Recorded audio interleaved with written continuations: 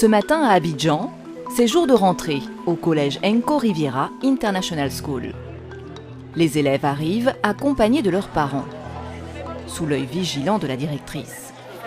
Trop de visages. Comment vas-tu? Ça va bien. On reste en contact de toute façon. Super, super. Parfait, merci. Tu peux aller à la cantine rejoindre les autres? Après l'ambiance chaleureuse des retrouvailles, place à la réunion de rentrée. Bonjour tout le monde. Est-ce que les nouveaux, vous savez pourquoi les anciens sont si calmes? C'est pas parce qu'ils sont sages, absolument pas.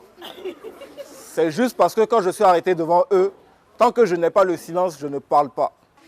La discipline semble ici être un point d'honneur. Après une introduction en français, surprise, le directeur adjoint du campus s'adresse aux élèves en anglais. From now on, you will be speaking English all day long, every week on Friday. I can't hear you. Ces élèves de collège parlent déjà l'anglais et ce n'est pas tout. Ils affichent des ambitions assez surprenantes. Comme université, mon rêve c'était d'intégrer Oxford ou Sciences Po en France. J'aimerais rejoindre l'université d'Oxford en Angleterre et j'aimerais devenir chirurgienne.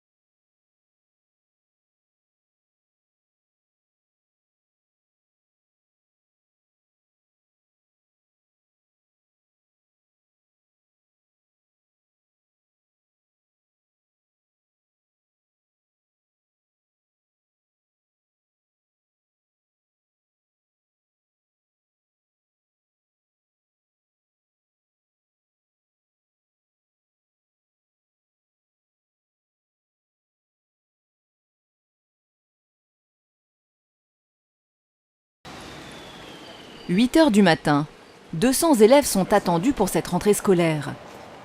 Comme chaque année, Monsieur Assémian, le directeur adjoint de Enco Riviera, fait le tour des classes. Ici, c'est une classe, comme vous voyez, assez particulière. Donc, de grandes tables.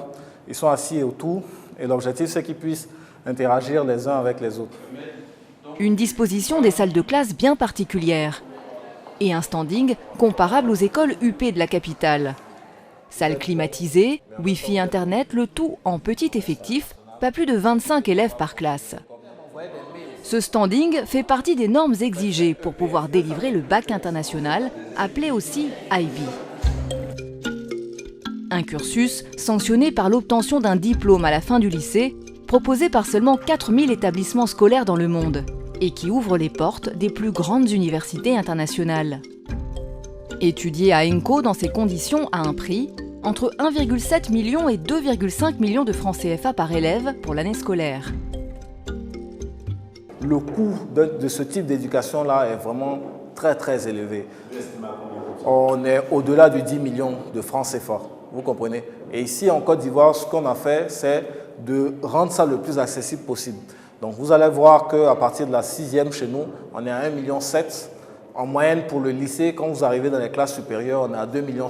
Donc, on est encore très loin du 10 millions. On est encore plus bas même que tout ce qui est école internationale référence d'ici en Côte d'Ivoire, à Abidjan.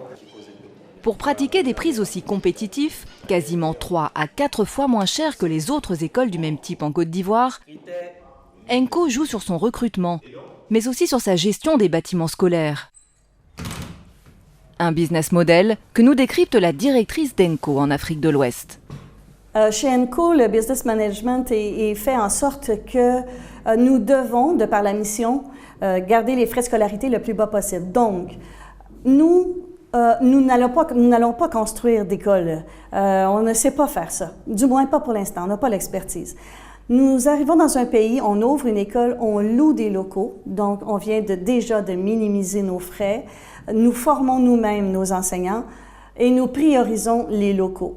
Parce que les salaires sont un peu moins élevés, nous les formons et nous obtenons la même qualité.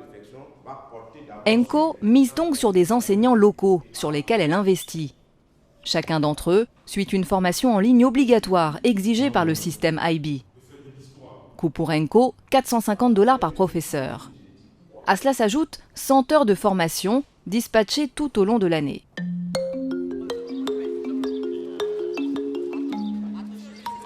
L'objectif d'Enco, en proposant des prix plus bas, offrir des formations de qualité aux enfants issus de la classe moyenne, mais pas seulement. L'école compte 10% d'élèves boursiers venant de familles modestes. C'est le cas de Christ. Fils de chauffeur, il n'aurait sans doute jamais eu la chance d'intégrer cette école. L'an passé, le jeune garçon obtient le meilleur résultat au certificat d'études primaires et élémentaires de toute la Côte d'Ivoire. Il est alors repéré par Enco, qui lui offre la gratuité de sa scolarité. Comme chaque matin, il rejoint sa salle de classe. La contextualisation IB. For example, if I give you a topic, let's say design and fashion. Bienvenue au cours de design, un cours unique et spécifique au programme du bac international. Ici, on s'exprime en anglais et le professeur n'est pas celui que l'on imagine. Feel comfortable. I'm gonna do that for you. So feel comfortable to walk all around the room, okay? Good. Bon, bonjour à tous. Nous allons commencer par le sommaire. Les élèves sont au centre de la classe. Prise de parole, créativité et recherche de solutions sont mises en avant. Une autre mentalité, une autre manière d'apprendre, à l'américaine. Dans la philosophie de l'IB, il y a plusieurs standards qu'on doit mettre en place pour effectivement amener l'enfant à se développer pendant ces 7 ans d'apprentissage. Et le design fait partie de ces standards-là. Donc c'est un cours, comme je l'ai dit, qui permet à l'enfant de pouvoir développer sa créativité tout au long de son cursus. Cette méthode d'apprentissage différente, en petits groupes, a tout de suite plu à Chris, lui, qui venait d'une école où l'effectif pouvait monter à 90 élèves par classe. C'est pas en fait le même système. Ici, ça ne dépasse pas au maximum 25 élèves.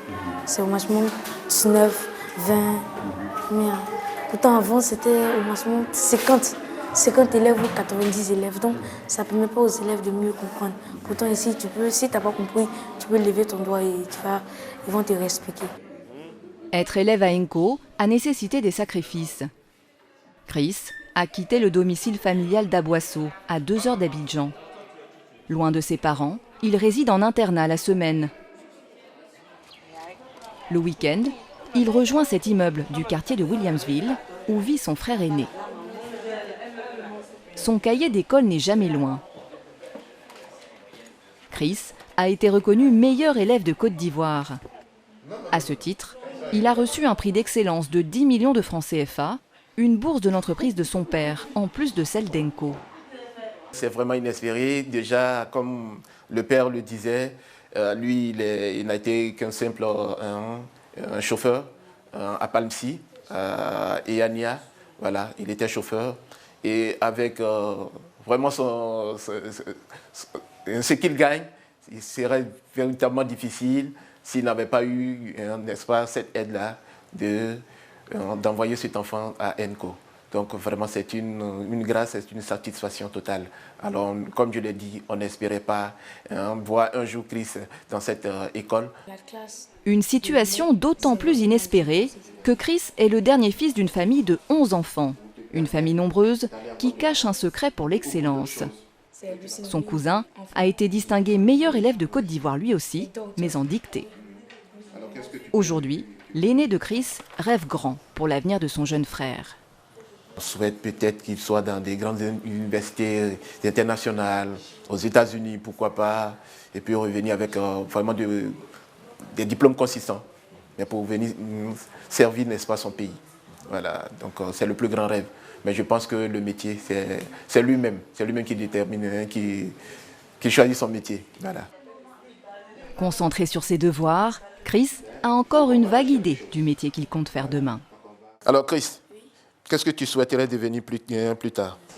Je souhaiterais devenir un docteur en médecine générale ou encore un docteur en économie. Pour intégrer ENCO et accéder peut-être un jour aux meilleures universités internationales, les moyens financiers des parents et les bourses ne suffisent pas. L'entrée est conditionnée par un test d'admission dès la classe de 3e.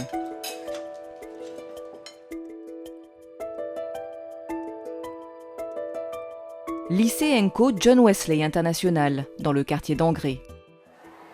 Le deuxième campus d'ENCO à Abidjan. Ce matin, le jeune Youssef est un peu anxieux. Cet élève de seconde vient passer son test d'admission. Je passe un test d'admission ce matin pour intégrer la classe de seconde. Okay. Donc c'est un test qui dure 2 heures. Hop, tu peux regarder la pochette en repartant. Tu auras toutes les petites informations sur le programme et sur ENCO.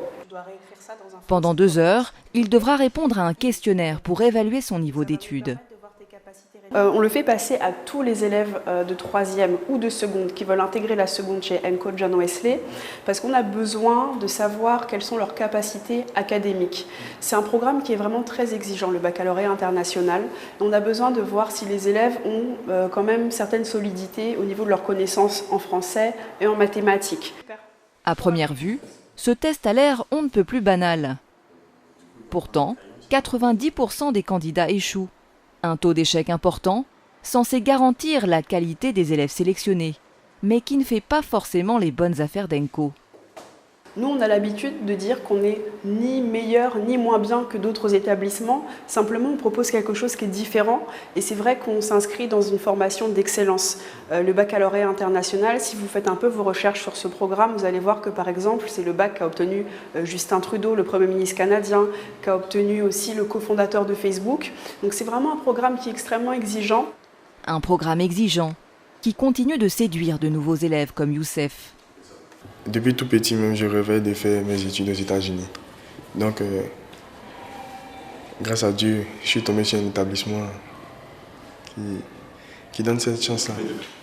Ce rêve de partir un jour étudier en Amérique, certains étudiants passés par ENCO sont justement parvenus à le réaliser.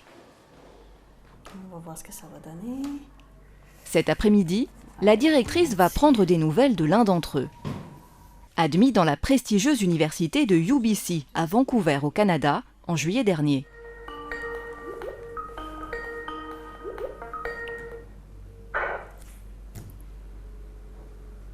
Bonjour Florent. Bonjour. Comment vas-tu? Oui, je vais bien. L'école? Il est 7 heures du matin à Vancouver, non? Ah oui, il est 7 heures, je viens de me réveiller et il fait tellement froid. Oh! Tu n'as pas mis ton manteau? Florent Dussange, 18 ans, originaire du Rwanda, est à Vancouver depuis seulement 2 mois. Il suit un bachelor en économie internationale, après avoir obtenu son bac dans le lycée d'ENCO au Cameroun. S'adapter au climat n'est pas son seul défi. Est-ce que tu peux nous raconter un peu comment ça se passe à Vancouver suite à l'obtention de ton bac?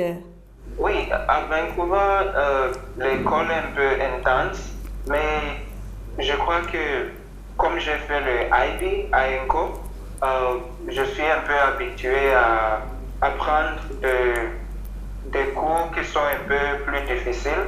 Donc, en parlant du niveau, on dit souvent que l'éducation en Afrique n'a pas la qualité, mais quand je suis venu ici, quittant d'ENCO, il n'y a pas de différence.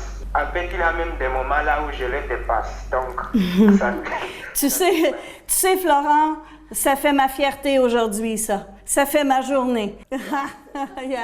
Fierté pour la directrice de savoir qu'ENCO aura réussi sa mission, amener ce jeune Africain à étudier dans une grande université étrangère. Comme Florent Dussange, ils sont un peu plus de 100 élèves du réseau ENCO à avoir suivi ce parcours d'excellence. Sciences Po Paris, l'université de Nottingham au Royaume-Uni et même Yale aux États-Unis. De quoi donner espoir à la jeune génération qui passera prochainement son bac international. Il va courir comment?